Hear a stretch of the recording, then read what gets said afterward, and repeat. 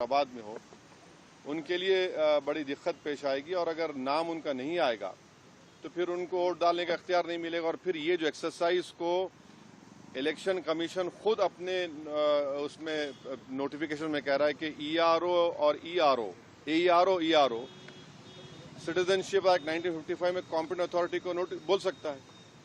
अब जिसका नाम नहीं आएगा वो तो अपना वोट भी खो देगा, उसकी लाइवलीहुड का भी उसको एक नुकसान हो जाएगा। तो ये सब बातें हमने उनके सामने रखी। बहुत देर तक हमारी मीटिंग हुई। उन्होंने अपनी बात को कहा, उन्होंने भी बताया हमको। अब ये हमारी आज की मीटिंग की ये वो माने मोटा मोटा ये जो हुआ।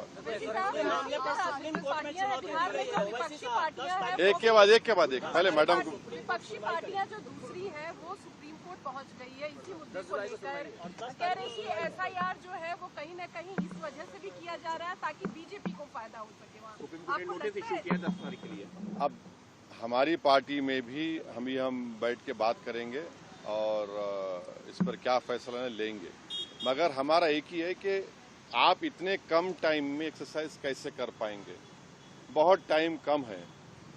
एसआईआर भाई जो लोग जो अपना एड्रेस चेंज कर लिए उनको क्यों आप पूछ रहे हैं बर्थ सर्टिफिकेट। माइग्रेशन होता है, अब क्या करेंगे वो लोग।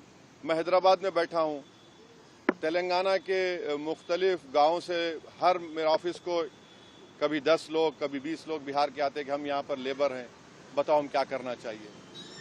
अब उनके पास पैसे भी नहीं है वापस जाने बिहार को। परेशानी वो होगी क्योंकि लॉ तो बोल रहा है कि उनको रहना पड़ेगा वहाँ पर। वो गए इसलिए कि बिहार में कुछ है ही नहीं, कोई सरकार ने उनका रोजगार का इंतजाम किया ही नहीं, तो मजबूरी उनकी है, बाहर बैठे हैं। तो ये सब प्रॉब्लम्स हमने ईसीआई के सामने रख के हमने कहा इसका तो आप सोल्यूशन निकालिए।